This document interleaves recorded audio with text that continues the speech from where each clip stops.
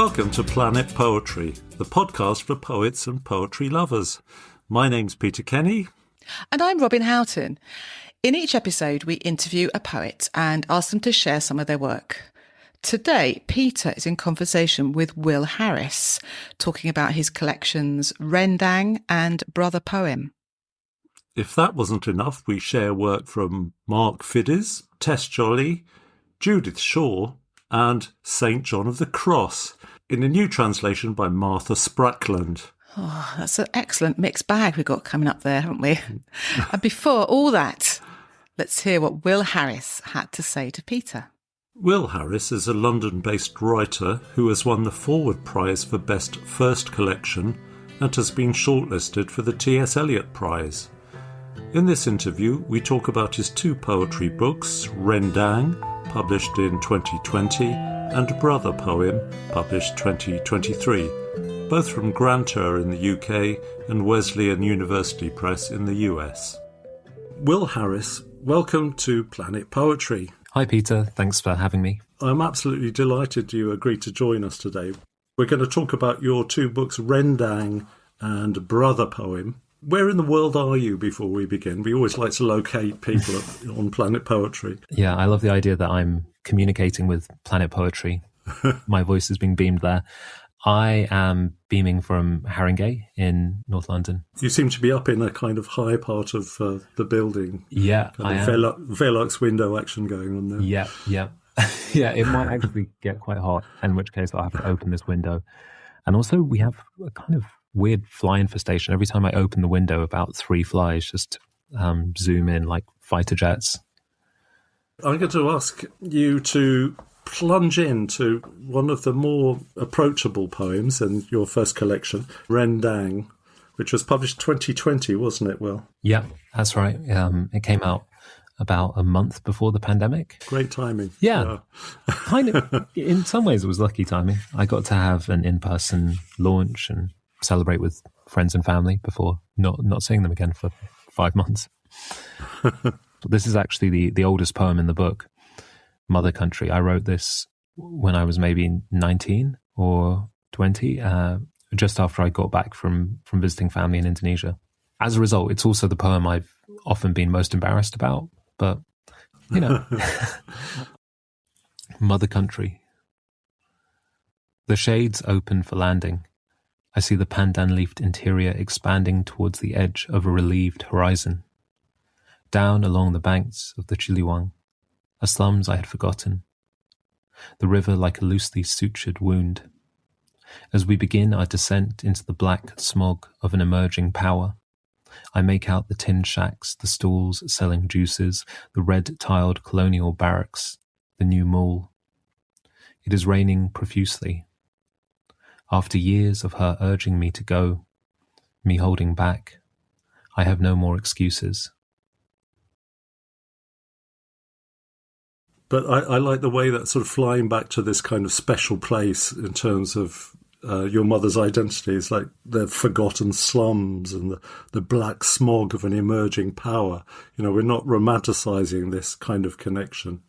I was just thinking about that as I was reading it again, the weirdness of the gaze. I think it's that sense when you're approaching somewhere by plane that you're not approaching it as a person, as a human. You're seeing it from a sort of mechanical, geopolitical perspective.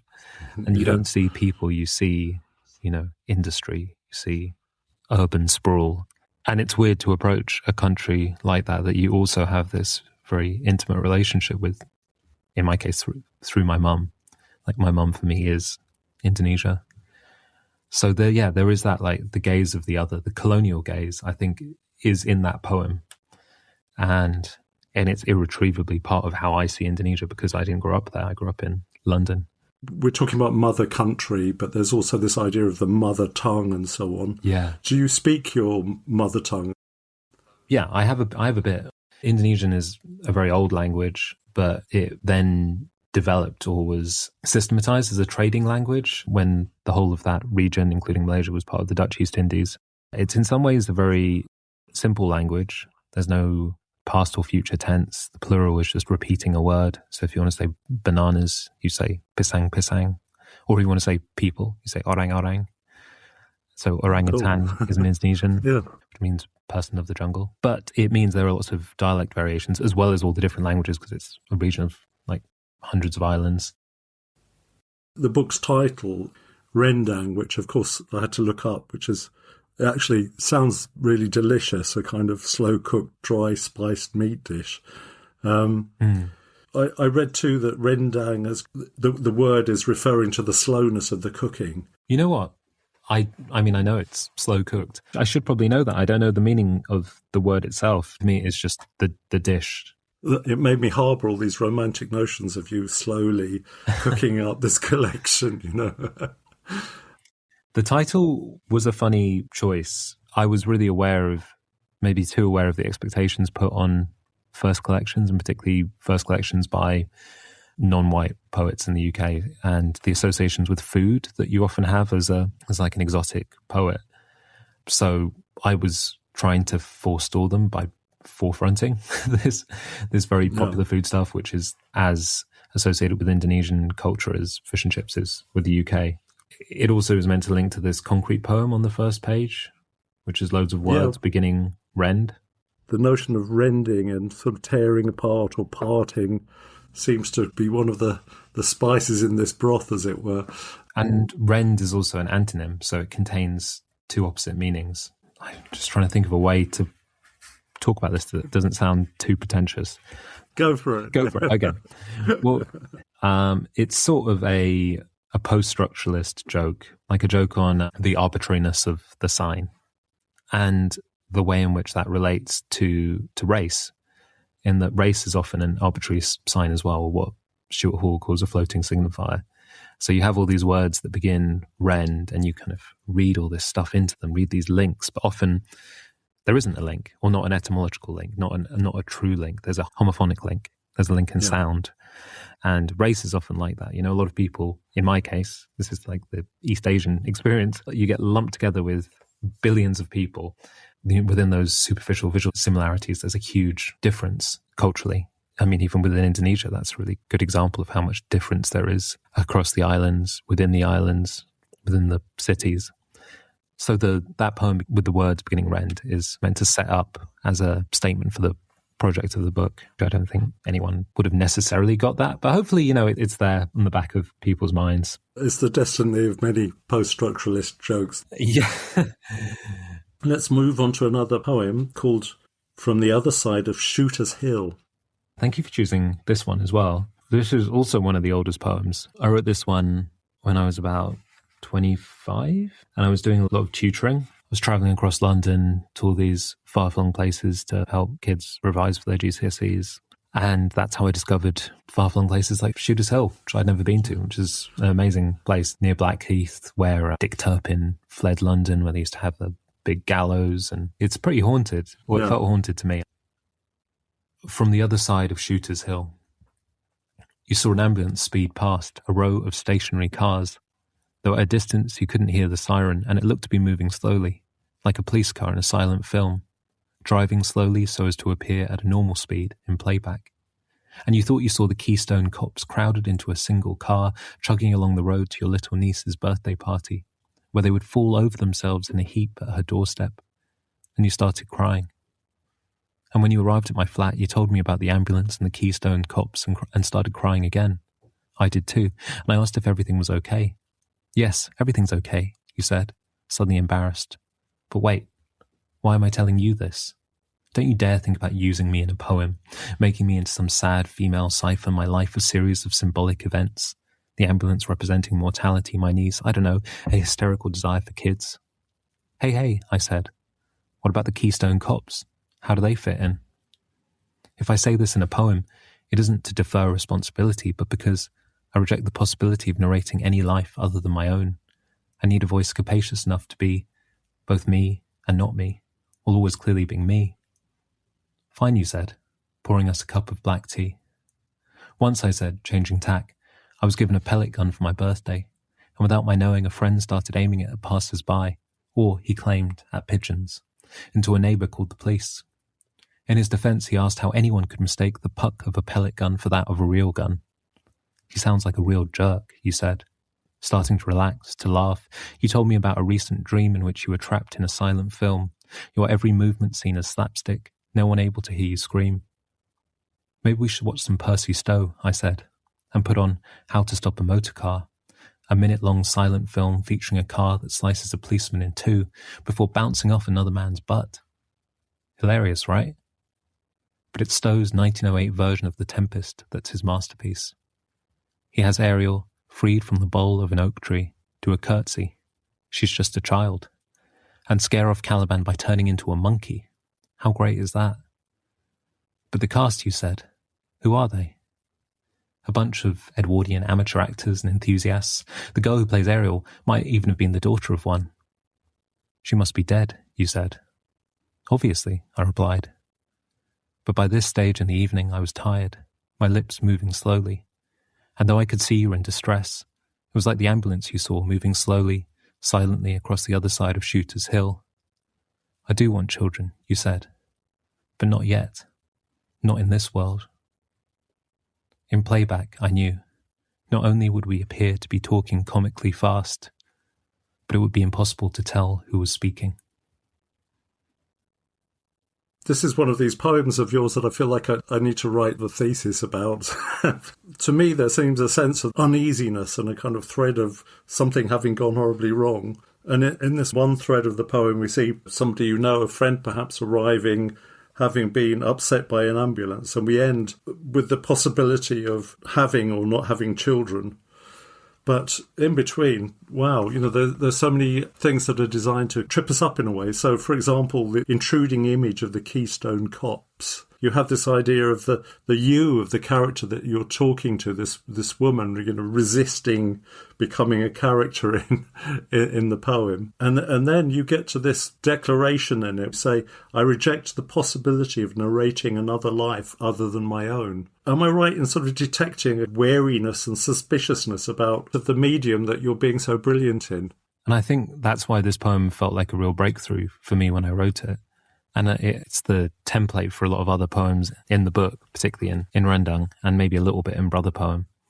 I guess I found this voice where I could include lots of material in it, lots of other stuff I watched, these stray thoughts that come about from watching old silent films on YouTube and thinking about the process of filming in those old cameras. It sped everything up, so if they wanted it to make it look at normal speed, they'd have to move extra slowly, but often, that's what creates that comically sped up effect. So even though the poem says, I reject the possibility of narrating any life other than my own, I think at the same time, it comes from this realization that's not a manifesto for confessionalism. It's almost the opposite. It's like however much stuff the poem incorporates, however disparate and random and fleeting, it will constellate around the shape of a speaker. And that's just in the nature of how we read, especially when you take on a sort of narrative voice, which is also, I was thinking about, that a sequence of events inevitably coheres, or the reader wants to make them cohere, which is an amazing thing. If you put anything in order, then the mind will try and piece it together. There has to be some symbolic resonance between these things. And I guess that realization, I don't know if it came from poetry so much as from reading fiction, particularly Latin American writers, Borges, Bolaño, a Spanish writer called Agustin Fernandez Malo. Could see you writing a massive novel next. That's really nice of you to say, though actually I really struggle with anything long, because of, I think anything I write often has a habit of breaking down or folding back in on itself. At some point the poem becomes aware of its own limits and just can no longer sustain the contradiction of continuing like a thinking robot or something like that. Yeah, I saw in your notes you mentioned Maurice Merleau-Ponty. Years ago, I read his Phenomenology of Perception, and but this idea of kind of being really aware of what it is to perceive, noticing yourself perceiving things. There's that sense in your work that you're kind of, it's like how people think. There's lots of intrusive thoughts, and it kind of jumps and skips about, but there is a strange identity that then creates itself from the words that you've chosen. I detect that you've really noticed yourself noticing. It's almost like a hall of mirrors. I think that's a really good definition of a poem, which is noticing. Yeah. Because, well, poetry for me is artifice. And I think for every poet, you're really engaged with the artificiality of it because you're putting experience into form, however loose that form may be. There's a great poet and critic called Veronica Forrest Thompson, wrote a book called Poetic Artifice, and she said that whatever else a poem is about, it is first of all about being a poem, about writing a poem. I know that some people really dislike poems that are about poetry, and fair enough. But I think there is a level on which every poem is doing that, is reflecting on its own coming into being. Can we go on to Half Got Out? This is a real London-y poem, this one. I think this came from commission to write a poem about the city. Yeah, I think I isolated one thing which cities make me feel, which is guilt. Guilt? Yeah, I mean, particularly because my family, my parents are still in West London near Hammersmith, Shepherd's Bush, that I grew up in. Oh, I know that area really well. I love reading a poem where it's kind of got a place I know in it. Well, I love including place names in poems for that reason. Yeah. Because they just carry so many associations. Half Got Out. I was reading a poem by Ben Jonson where a newborn, half got out, sees the city burning and decides to crawl back into his mother's womb. Thine urn, he calls it. It was Tuesday morning. I'd just seen Leo near Leicester Square. He was reading a book by W.S. Merwin, a poet himself, newly returned to his dead mother's womb. I was feeling so anxious, Leo said, kind of low. When I started to read him, it felt like I found him at just the right time. I'm not sure, but don't parents always talk about their kids arriving at just the right time? Like you might describe finding your flip-flops just before a beach holiday. Yes, I said to Leo. He wrote that poem, didn't he?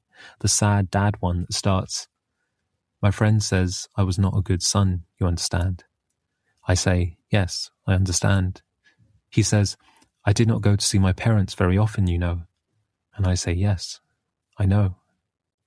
I love the way the dialogue loops back in on itself, the way the poet is really talking to or about themselves. It hurts to read it. It reminds me I could be seeing my parents right now, who live 10 stops away, yes, half an hour. But I'm not. And what else am I not doing? You have to work, though. You have to make a living. That may be true, I don't know. I left the library in light rain to meet Sophie for a drink at the Chandos, and she told me her granddad used to go to Richmond Park to fish. He was a wireless operating sergeant during the war. It's not like she cares, it's just funny, Even if she had a Victoria Cross taped to her forehead, it wouldn't stop those dickheads at the bar from asking if she's Latina or something. I just fucking hate this city, you understand? I say yes, I understand, but I don't know how to leave it. I say yes, I know, sorry, I don't know. I don't know how to leave, or where I'd even go. I loop back to enter the tube at Leicester Square, stepping over the body of a homeless man, to travel further again from my mother's womb to Turnpike Lane, the word interred echoing in my head. How many acres of earth were there above me then? The whole city might have been burning. I could already have been dead. There's no going back, my dad said. But how many times have I crossed the point of no return, only to crawl back down King Street or Goldhawk Road, to eat chicken noodle soup and talk about seat cushions from Lidl? Yes, I know they're good value. Thank you for dinner. Thank you. Half got out and half enwombed. I know that's just the way it is. I understand. The tube threading me like a complex stitch beneath and through the city, back to the house we've been sharing lately. When I got in, I said, I'm home. And you said, yes, I know. And then you filled the kettle and sat down next to me and said... Just the way you leave that hanging and said nothing, was it unheard or unrepeatable? Or I just love how you leave space for the imagination. It feels like the only escape valve from this quite intense poem is just there's no knot that can be tied up in that kind of babble of hyper-connected associative speech that sometimes poetry can create. Being a Londoner, how has that shaped you, if at all? Being from London can in many ways mean being from no place, which is also one of the things I've really liked about it and loved about it. That's obviously not always true. Within London, there are lots of micro communities. So I'm probably talking about my own experience, which is that I didn't grow up part of any particular community. My parents didn't have a large social circle. My mum there wasn't a large community of people where she came from. My dad was from the West Country, from Plymouth. He worked in Portobello Market, and he didn't really have a large community separate from his job in the market either. So yeah, I think of that as being a feature of London, that kind of floated above it. But I've also felt like it's the only place I'm at home because of its, I don't know, deracinated quality, that I can go onto a bus and hear so many different voices and I feel at home. When I go to other places, I feel like I become really aware of myself. Like I stick out. Perhaps we should turn to the second book I'd like to talk about, which is Brother Poem, also beautifully produced from Granta. In the notes in the back, you say that this book is an experiment in talking sideways, which I loved as a kind of head-scratching kind of explanation for a collection. Thinking about it now, I there was a specific thing I had in mind, which is that there's a moment in Barney Capel's, which book is it? I think it's Schizophrene, which is about migration, the psychological effects of migration, and how that seeps into the way you see the world and the higher incidence of so-called schizophrenia. And at one point, she just describes being in a hospital and seeing a man on a stretcher, but the stretcher is leaning against a wall, and she describes it as something vertical, which should have been sideways. Yeah. And that phrase just really, really stuck with me. And there's an essay which sort of attached to the book, though not literally in the book, which is about this idea of verticality and horizontality, and vertical relationships being your relationship with your parents, with heritage, things that are passed down. The sideways relationships with siblings, with friends, cousins, your community in the broader sense. So the book is about trying to shed that weight of inheritance, of expectation to talk. Sort of in a non-hierarchical way, perhaps.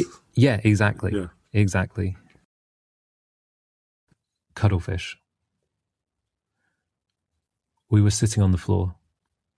I started writing as the window darkened and the grass grew bright. By morning, half the trees were submarine. What was it about being young and wanting to write? You said it wasn't choice. It was dictation. You had to ask. A frog leapt through the cat flap, taking refuge by our feet. You knew I had a brother, though we'd only met that night. Each time you forget and remember, the experience becomes truer. Like lightning in reverse, the fuse blew. I was stirring a pot of dal, your dog Annie asleep on the floor beside me, snoring. We went to a cafe whose name rhymed with dal. Me playing with a small salt shaker, you talking about your brother. He had to go, and you were about to go with him. But then you changed your mind. There was an accident that night. 1 second he was in his car asking if you wanted to go and you were about to, and that was that. We were strangers in a circle eating peach cobbler. Someone played Galway Girl on a child's toy guitar.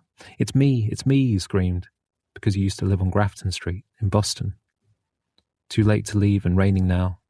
We talked about your brother. It was after college that you started writing. Lightning crackled in the air. You were all along me. I watched you heat a pot of dal, your dog asleep beside you. You'd planned to leave by 23, but changed your mind. To talk with shadows, you became a shade. Your eyes were red. You looked like him. I didn't know you had a brother. You had to ask. You don't have to believe. We were sitting on our parents' couch. I said, it wasn't choice. You were my brother. We were events in language. The window darkened and the grass grew bright. Can you hear that, Cuttlefish? Can you hear that, Cuttlefish? It sort of makes a kind of dreamlike logic to me. Yeah. I mean, people have described your work as having sort of a surrealistic element to it. Dreams definitely important to me, especially in this second book. A lot of it I was writing during the pandemic, though I was writing it before then as well. And that was definitely a time of dreams and nightmares. and it really haunted me. Boundaries between the people in your poem seem quite porous. People are absorbing ideas from one another, and it's almost like you've absorbed this idea of a brother by osmosis from somebody else. I'm an only child, and I wrote a book called Brother Poem about an imagined brother. But I think I often have a feeling when I have conversations with people about siblings, there's a feeling of siblingness that you can have, and which often precedes and shapes the experience of having a sibling, but that is available to people who don't actually have them, because we mimic those relationships in all sorts of other ways. And I've always had sibling-like figures in my life. Those are porous, those relationships. And it's part of that project of extending outwards, sideways. It's not like if you're an only child, you only have above and below. You only have, there are other forms of siblinghood, ghost siblings, the siblings of others. There's a line in the Brother Poem sequence, which is just taken from J.H. Prynne, who died recently. Yeah. And a poem of his called In Cimmerian Darkness, which is, the brother is a section of the waiting art, which is, again, one of those lines which became a project statement for the book, because the waiting art for me is also a bit like what poetry is. Poetry is the art of waiting. It takes a very short amount of time to write a poem, but a very long time for a poem to arrive. Are you somebody that kind of mentally goes through the drafts and then produces wonderful Zen-like, just with one brushstroke, has a complete work of art? God, no, I wish. Both of those poems I shared from Rendang, the Shooters Hill one and the London one. I wrote them very, very quickly. But other poems, I will go through millions of drafts, write them over years and years. Yeah, I think increasingly though, I want to be more of a Zen artist, because I think the best stuff comes when you have thought about it and processed it beforehand. I've probably spent too much time trying to be like an artisan, and the risk is then you overwork the material. One of the reasons I love doing this podcast is because I can ask people to read poems just because I like them and I think they're beautiful. So can you read New Year for me? New Year. I was in Jakarta for Lunar New Year. It was colder than expected, but I still kept the aircon on at night, and because of that, and the fact we weren't talking, I sat up and looked through messages on my phone, trying to work out if there was some pattern there. It was all about what to eat, what to pick up, what to watch. The next day, at the museum Gadang Gajah, among the empty cases were two clay figures the caption referred to as a married couple from South Sulawesi, a kind of toy played with by girls. Look at that, I said. But my grandma was in the cafe in her wheelchair, and you were in Connecticut. Both figures had little round nipples. One hugged its knees, the other sat cross-legged, their mouths small and angry. They looked like children forced to eat their soup.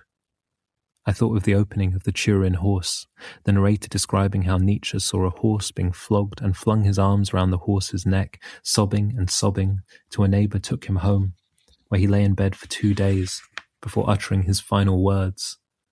Mother, I am stupid. I saw blank snow covering the roads and on the branches by your window, sad new faces looking back at you on night walks when the snow reflecting off your torch was the colour of your thoughts. Stupid, so stupid. I couldn't see to see. What are you looking at? Seems like quite a regretful poem somehow that you were talking about in that other poem, set in London, about the guilt, about not seeing family and, travelling in the same city but somehow going in the opposite direction and so on. I mean, that in that space, a beauty really flourishes in your work, I think. Yeah, in the space of regret. Yeah. Kind of perverse, isn't it? There's this tragic aspect to writing, which is that often they are a recompense, a bid or plea for atonement, but they're bound by failure because, who are they addressed to? You're talking to yourself, basically. Maybe on that note, we should have an excerpt from the title sequence, Brother Poem. a sequence about perhaps an imagined brother, or certainly not a real brother. Yeah, he's basically me. In essence, I didn't want to write an actual fictional brother. Something about that felt quite cheesy to me. Yeah. No offense to the fiction writers, but thinking about his hair color, or what kind of clothes he wore, or how he wore his baseball cap, that all seemed really silly to me, because essentially he was just a device for talking about my childhood and my relationship with myself and my parents. And it came from a thought experiment, which is like, what would it have been like to have a sibling during those times, and how would that change my memory of them, or how would it change me to have had someone else to share those experiences with? Yeah, there's a sort of callback to, I reject the possibility of narrating another life other than my own in this. Is a kind of attempted breakaway, but not quite. Yeah, no, I mean, yeah, this was definitely my attempt to actually try and narrate my life. Yeah, but also by throwing my voice a little bit. On the wrong side of the glass, the doors slid shut and off we went. You never cried, but that day, your round face, white with fear, mirrored mine. I ran back to find you sitting on the shoulders of a tall, white man, and you cried at the sight of me, as if you knew I meant to carry you away, which of course I did. On the first night, I stood in front of the bathroom mirror chanting, "Brother, brother, brother." But a trapped animal noise echoed off the tiles and took me by the arm, and I jumped back into bed. On the second night, I stood there again, each bead of sweat on my neck, moonlit, wet hair combed back. "Brother, brother, brother." And when I exhaled, a glass pitcher smashed in the kitchen, but Mum wouldn't believe me. On the third night, "Brother, brother, brother." I spoke plainly and waited in a silence so deep I knew you must be listening, but you wouldn't speak. So I leaned over the sink and drank straight from the tap. "Look, look," I said. "I can't. This is what it looks like. I take, you take, but not from the same place." My collection of stones, kept carefully wrapped in a Clark's shoebox under the stairs, a dozen different coloured gems, pink, green, lilac, all mine, not yours. But I let you hold them. Even my favourite rose quartz, which you said you'd seen before me, though only after you lost it. You came to me as 3 white lakes, each whiter than the other. This is how my mind goes when I look at the sky. I call the captain, tall my face, and lie down by the water. "Brother, you know I know nothing."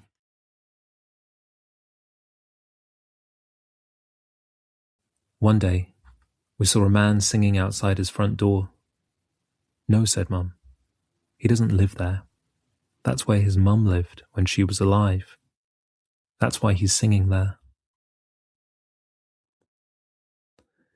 Every poem is another poem that didn't make it, that in trying to write, the liquid crystal of my eye shut out, behind whose silence crackles the poem I could be writing, which in writing takes the place of you. I just think that's brilliant. There's something quite kind of almost like horror filmy, about, saying brother into a mirror, 3 times.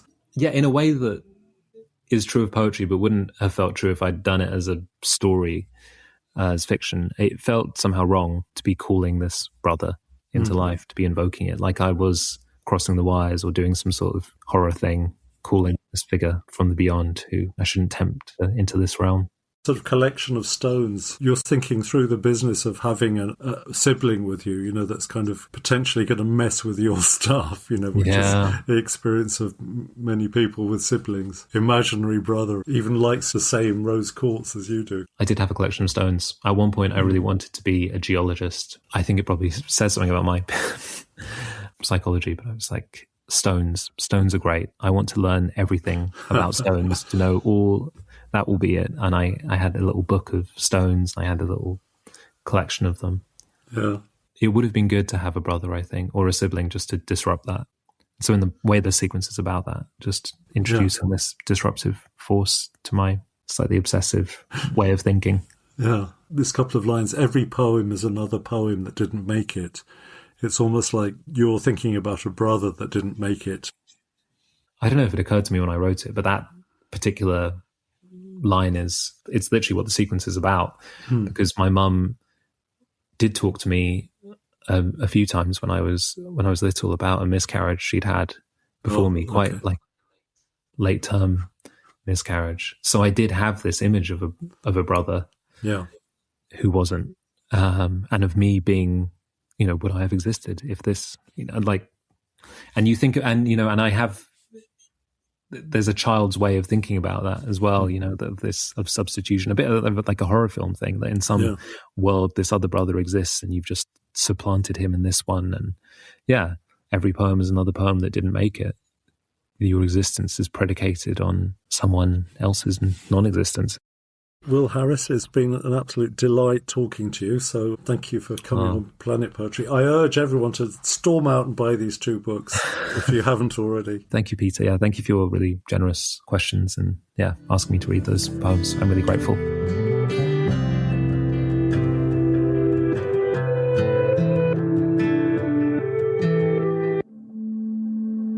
That was a really, really interesting interview. And well, first of all, I have to say, I love Will's voice. He's got a real kind of radio voice, I think. So immediately you and he settled into this vibe that I just wanted to sit back and listen to it, so that's always a good start, isn't it? The opening poem, Mother Country, that was a really nice one to start with. And this sense of coming into land and the fact that he'd never gone, his first sort of view. And I liked what he said, you don't, when you're in a plane, you don't see people, you just see the infrastructure, and that really is that creates your whole impression of the place. And I just thought that's so true, isn't it? The colonial gaze he talked about, didn't he? Yeah, which is, part of that wonderful feeling of mixed feelings. You're expecting to feel like it's a kind of homecoming because this is where your mum's from, but actually you're sort of looking at it as a foreigner as well, from above and from afar. I think he said he wrote that when he was 19, which is... Did he? Yeah. And for that to make it into such an accomplished book, that's really impressive. And looking at the language of this, it's clearly, the narrator here has got his own ideas of what this country is going to be like, because, the slums I had forgotten, the river like a loosely sutured wound. It's already you're thinking he's not got a great feeling about this trip.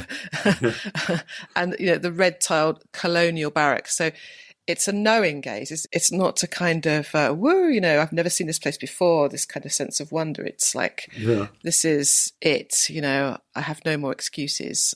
What you said a bit later on, I think, that you're drawn to poems that have places that Will read the poem about Shooter's Hill. My ears pricked up because Shooter's Hill is my old manor, really. I'm not sure that really had much bearing on the poem, other than the fact that there was some shooting in it. But it's surreal, like a story, but not a story. That seemed to be quite common in his poems. You think you're listening to a story or you're reading something, you've got some narrative thread, but sometimes there is no thread, or you have to really kind of work hard to decide if there is a thread or not, and whether that's relevant or not. It sort of throws a big tablecloth over all kinds of disparate things, and by putting them into the same poem, you're forced to make odd connections between Shooter's Hill and the Keystone Copse. Yeah. I think one of the things I just admire so much is that ambition, just a different way of thinking about poems. This conversation about noticing, and I think he was referring to Veronica Forrest Thompson. Yes, Poetic Artifice, yes. And how, the poem is about being a poem as well. And he takes that to great lengths in a way, that his poems are full of all kinds of weird stuff that, make them unique and very distinctive. Yes, he actually said, didn't he, that he does believe every poem is really about a poem coming into being. London features a lot in that Rendang collection. I was really arrested by his honesty in saying that he thinks about parents and he thinks a lot about guilt and this that poem about contemplating travelling back to see your parents who only live a few stops away on the tube, but actually you find yourself going the opposite direction. Yeah. Talking to a friend about W.S. Merwin poem, which is about an uneasiness with a relationship with a parent and so on. It's got so many layers, but I love the way London crops up. Will said at one point, being from London can be like being from no place. And Yeah. I could see what he was getting at, but I sort of question that idea really because London is so big. So if you're from London, you're usually from a place. You know, I'm from Eltham. Yeah. Very different from being from Clapham or Fulham or somewhere. Yeah. So maybe, yes, being from London, you're sort of from no place because London is not a place in that sense. You have to drill down. And also something you just said about he's taking this journey across London, but he's thinking of the fact that he doesn't take the 10-minute journey to see his parents or often enough and then worrying about that. And we get that again, don't we, in the poem that he read, Cuttlefish, where there's this conversation about he had to go and you were about to go with him, but then you changed your mind. There was an accident that night. And then 1 second he was in his car asking if you wanted to go and you were about to, and that was that. And I read this poem again and again and I can see now, I didn't really get it first of all, but it is like a mirror. It's a mirror poem, isn't it? And that's the turning point. That line, there was an accident that night, and then everything kind of turns back on itself. And we get some of the, if you take out the few lines about somebody playing Galway Girl on a child's toy guitar, which I couldn't figure that one out.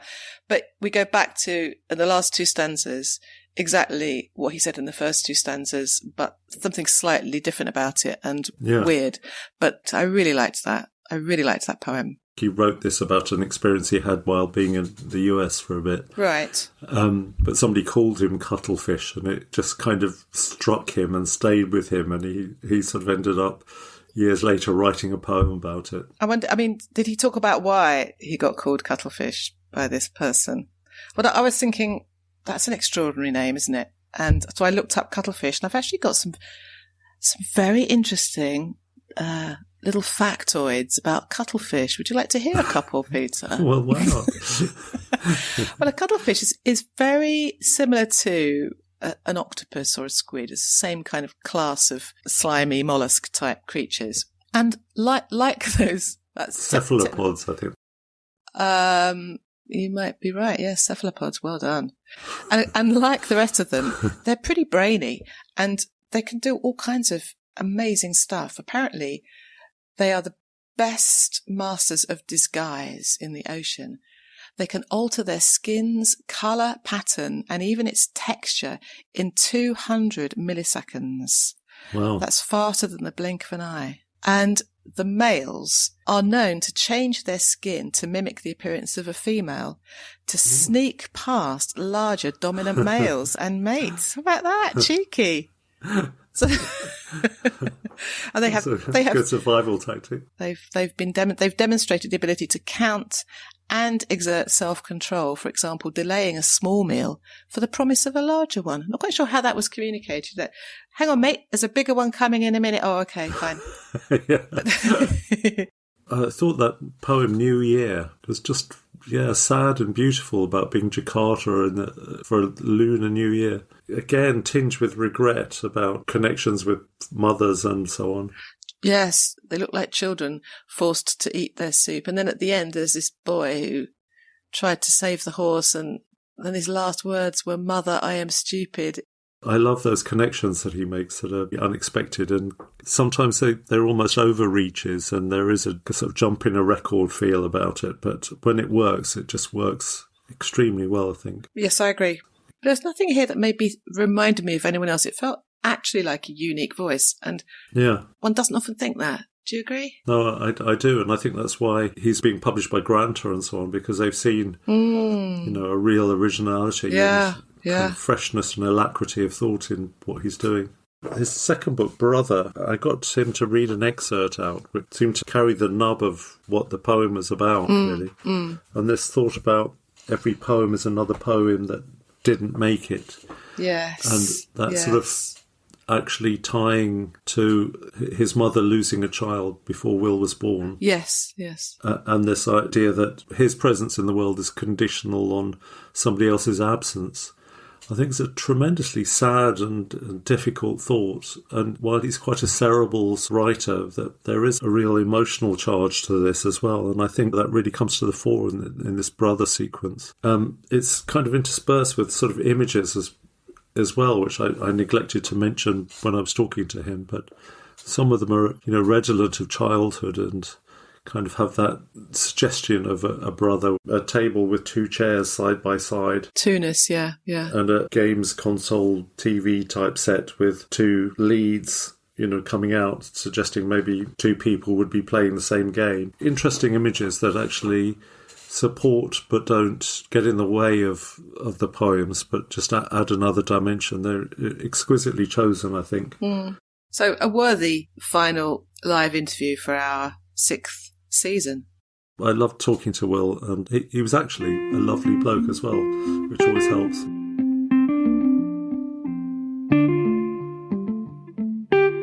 Here we are at the end of another season. It's been an odd season, Robin, hasn't it? It's been a bit odd, but actually it's been quite good, hasn't it? We've focused on just a few new interviews. Yeah. And we've kept our listeners engaged, I hope, through drawing their attention to some of our great archive interviews as well. And most of all, we've actually both had time to work on our own stuff and tend to our own gardens, as it were, haven't we? Yeah. Well, you quite literally. I would have tended to the garden more, but we thought we were moving this summer, so we didn't plant anything. I have literally been tending to the garden. The glasshouse is full and burgeoning with tomatoes and cucumbers at the moment. Stop it.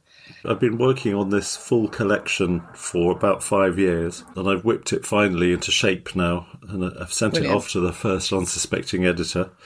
Yeah, I'm very pleased with it. As a poet, you have these private moments that absolutely register with nobody else, but you finally think after 5 years, that's done.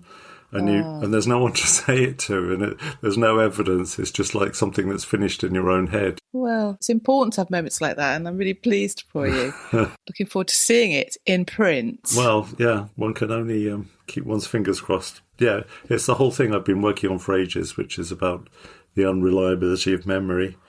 But I'm done with that now. And how about you? Well, I've even managed to do a bit of writing myself. I mean, I'm not even just to be writing individual poems and sending off some little groups of poems and having a few little ideas of how things might group together, possibly a pamphlet. It's quite nice to be back in that position. So I certainly would take some of my own medicine that I tell other people, just keep going. It's consistency. So fingers crossed. And you published the marvellous what's it called? How to be published. It's on my desk somewhere. Guide to getting your poetry published. Yes, Robin's Bible, as I think of it. That was that was a big project back in January. I started on that, so I was glad to get that out the door, and that's been fun. But after that, a bit like you saying, once you've finished a project, you think, okay, there's something completely different. So something completely different for me is, writing poems and a few other sidelines that seem to have crept in, because I mentioned that we're hoping to move house, but it's taking a long time. So as a distraction, I've taken up some other activities. So I've taken up drawing naked people, which I've been doing for about a year. Yes, how's that going? I was thinking about how it might affect my poetry the other day. I was drawing a leg. A lovely art teacher, Melissa, was reiterating this fact that you think you know what a leg looks like, but actually when you're really looking at somebody, with all the foreshortening, the actual shape of that leg could be completely different. But I thought, how does that work in poetry? And so I'm looking forward to writing, with that in mind from now on. Yeah, that's interesting. So from naked people, what have you been reading? Interesting segue. A month or so ago, I think it was, I was up in St Albans doing a reading there for the Ver Poets, a very nice, well-engaged and long-standing community of poets there. And I was reading alongside Mark Fiddes. Oh, yeah. Who we've had on the podcast. In fact, he's a prolific writer. He seems to... I see his name everywhere, in competition winning lists, in magazines. And he's got this new book out called Hotel Petroleum. And in fact, he read from the book, but it was a kind of a sneak preview because the official launch wasn't until, I think, the following week. So it's published by Broken Sleep. And with a name like Hotel Petroleum, as you can imagine, there's something to do with the idea of transients staying in hotels. And in fact, he's arranged it in 3 segments. There's arrival, occupancy, and departure. But it's not all about hotels, obviously. It's got huge, wide-ranging themes. But as Petroleum might suggest, he's talking a lot about the ecosystem and... it's making me think of Hotel California by the Eagles at the moment. Funny you should say that, because I thought I would read this poem, which has a lot of references to pop songs. And it's the first poem in the section called Departure. It's called 140 Beats per Minute. When the priest drops an octave below the stave of crows to intone dust to dust, and we gaze over the raw hole, you catch love to love in your raven suit and tie, and you leap decades to the Donna Summer hit, Love to Love You, Baby. To the midnight rapture she shared under your disco sheets on pirate Radio Luxembourg, replacing the ecstasies of saints. How later, in cheap wedged shoes, baggies and a jumbo collar, you snogged for the East Midlands like it was come dancing with neck bites at the Young Men's Christian Association. Giorgio Moroder changes up a key from B-flat to C for the climax, and now the priest coughs for you to scatter the seedless earth over the deceased in the sure and certain hope of resurrection. The knock of spade on wood reminds you how to survive all night at 140 beats per minute, and you scream a last request at the DJ who almost saved her life from a broken heart. Oh, wow. Gosh, that's interesting. So a lot of great references to various songs of the era, and I like the fact that he's tied it all into this solemn occasion, as it were. Is it like one of those tricks the mind plays when you're in a solemn thing and you don't want to get sucked away by all the sadness of it?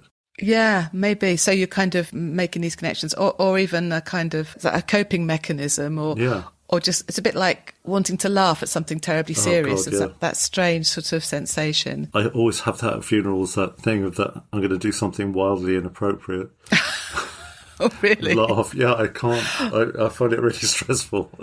That's I mean, that's a common reaction, isn't it? That sort of thing to a stressful scenario. But it's really impossible to categorise Mark's poetry because it can be full of popular culture references, but he's also terribly well read, and there's a huge amount of depth to his work. Yeah. So a very rich collection, I would say, Hotel Petroleum.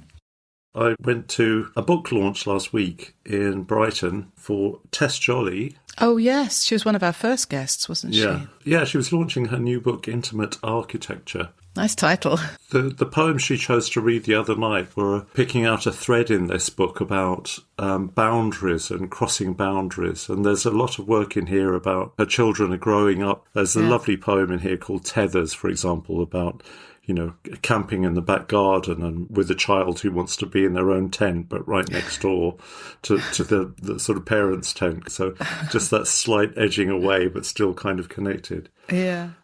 And the title poem of the collection, I'll read that. Intimate Architecture. Can the line I need to put between us be as fine as the napkins we peeled into layers to make curtains, as delicate as the roses we folded and strung into garlands lit with tiny bulbs? Can it be as soft as the pulp we dried into carpets patterned with an archive of violets, as flimsy as the sheets of newspaper we pressed round thimbles and pebbles and painted for cups and bowls? Can it be as fragile as the airmail letters we cut and bound into a library of miniature books, scribed with elaborate stories, as translucent as the parchment we scrolled into forests where dreams were mapped into treasure? Can it be as light as the fibres we crushed to make our doll's house walls, as tender as our honeycomb of chambers, protected by paper-thin membranes. Oh, I love all that. And the idea of the airmail letters, immediately got a vision of that paper, what it felt like, how thin it was. Yeah, the idea of a doll's house as well, this kind of the chambers all being separate, but only just, by this paper-thin stuff. Yeah. I think that's a very tender poem. Well worth a read, I'd say. It's from Blue Diode. Lovely. So what's this pamphlet you've been working on for a friend, Robin? Ah, yes. This is a pamphlet by Judith Shaw. Oh, yes. Who is, she's a poet friend from Hastings Stanza and very talented. We're all waiting with bated breath for her first full collection. But this is a lovely pamphlet which she produced at the end of her year as poet in residence of the Cuckmere Pilgrim Path. Oh, wow. The Cuckmere River is in East Sussex. In fact, I think it runs between you and I, Peter. It is the line between us. And the Cuckmere Pilgrim Path links, I think it's 7 churches in the Cuckmere Valley, and these are all very old churches, so there's a huge amount of history. So you can imagine it's very evocative. The vicar there has, for the last few years, brought in a poet in residence to spend the year working with people and doing workshops and reading groups and focusing on whatever aspects of this area and the landscape and the churches and the people that inspires them. And it's interesting because each time the poet has taken quite a different stance, if you like, or different angles. So it's a really interesting to see how it's evolved. And Judith is the latest to have got to the end of her year and put this pamphlet together. And it's lovely. So, what's the pamphlet's title again, Robin? The Land Called Me Back. Oh, nice title. Yeah. And I had so much fun working on this. The funny thing is, if you're doing the typesetting, I've done this for a few anthologies and pamphlets before now, you're so focused on things like, the margin's right, is the page numbering right, has this lined up correctly here, is the leading, is it all correct all the way through? What font are you using? So you're so sort of tied up with that detail, it's really hard to actually read the poems as you go along. It's only now that Judith sent me the finished pamphlet that I've had a chance to really read it properly and enjoy what's in it. So I thought I'd read a little poem from The Land Called Me Back by Judith Shaw, and this is called Yew Tree. It was written in response to this ancient yew in the graveyard of Wilmington Church. The little note at the top says that the leaning sections of the tree are supported by various poles, some of which are too small in diameter to be of any use if the tree decided to move. Yew tree. The church is closed. I worship the tree. It has been here since the Romans left Britain, 2-trunked, 30 foot round, supported by sturdy sticks, imprisoned by a strong rusty chain. Although, as the guidebook says, if it decided to move, the props and chain would not hold it. It would heave its roots out of the earth, spraying slow worms and woodlice over the church, lunge off to visit the Long Man and plant itself by the hilltop barrows, looking down on the Cuckmere, and live another 1,000 years. It occurs to me that I know that place. I've seen that yew, and because the idea that it's been there since the Romans kind of thing. I know. It's a mind blower, isn't it? It's extraordinary, isn't it? I love the idea of it kind of heaving itself off and planting itself somewhere else. And of course, the Long Man is mentioned, and you and I know the Long Man is one of these chalk figures in the downland, isn't it? Yeah. I love the phrase about the slow worms and woodlice. Yeah, spraying them over the church. Yeah. Yeah, so that's The Land Called Me Back by Judith Shaw. Martha Sprackland is a poet I like. She had a collection, Citadel, I particularly liked. And I was really interested when I discovered through a friend on Facebook that she translated St. John of the Cross. I bumped into St. John of the Cross while I was studying, and he had influence on all kinds of poets, including T.S. Eliot and so on. He was born in 1542 and lived to 1591. So let me take you back to the 16th century. There was these. Since the 12th century, there'd been a load of monks called the Carmelites. And they sort of specialised in living a hermity existence and brooding on God. But after a couple of centuries, they started living in towns. So there came a movement called the Discalced Carmelites, which means shoeless and barefoot. And these were all tremendously austere. So anyway, St. John of the Cross was one of these. So there's this thing, the Via Negativa, which is the negative way. And it's this big idea in Christian mysticism. Because God is such a huge and unknowable concept, you can't really say what God is. And so with the Via Negativa, you can say what God is not. Okay. So you know that God is not finite or not limited. He's just good and exists in ways beyond what we can understand. So this St. John of the Cross took this thinking and turned it into some marvellous poetry. So the idea is that you have to strip away all the senses and, just live in a kind of almost like a vacuum. You sort of see God in the dark night of the soul, as it were. Mm. Dark night, and it's got this, it says, songs of the soul that delights in having ascended by way of spiritual negation to the state of perfection that is union with God. And this is the poem. In the middle of a dark night, restless with bright love burning, oh, fortunate delight, I slipped out, no one seeing, now that all my house lay sleeping. In darkness and secure, I went by a secret stair, disguised, oh, lucky venture, in darkness, and concealed, my house now being lulled to sleep. In that night of bliss and joy, seen by none, in secret and quiet, with no clear vision, I stepped forth with neither guide nor light, save that which burned within my heart, and shone to light my journey, more surely than the midday blaze, to where one who I know truly beneath no overlooking gaze, awaiting me there stays.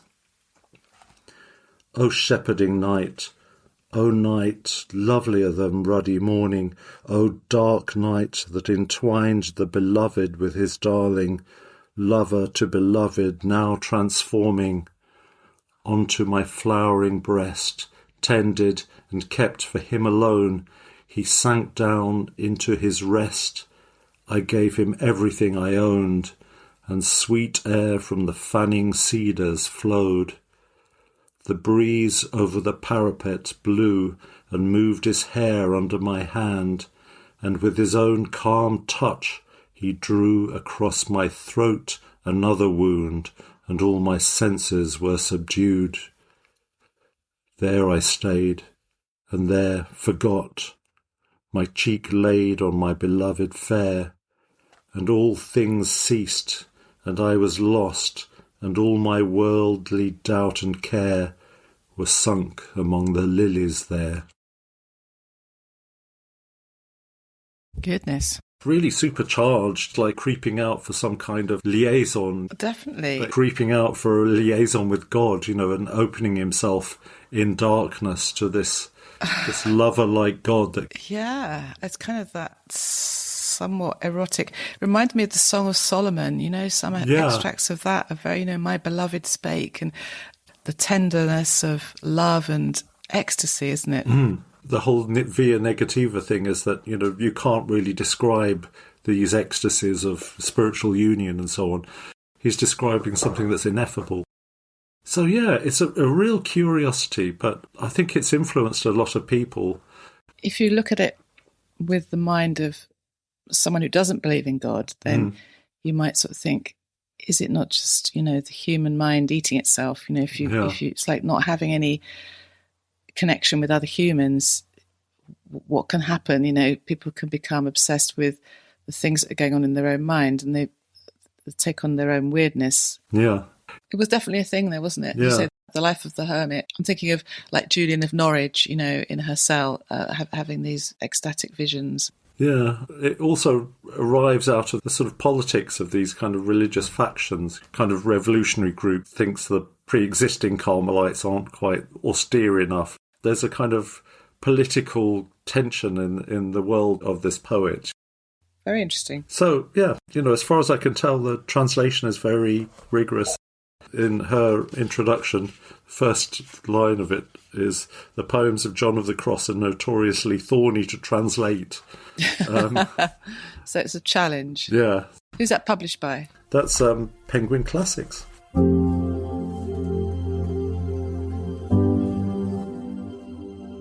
So it's that time of year, Robin, isn't it, when we look at each other and think, there's a summer holiday to be had. We can Oh, flee. you're going to say, look at each other and think, yeah, he's got a bit older. Marvellous.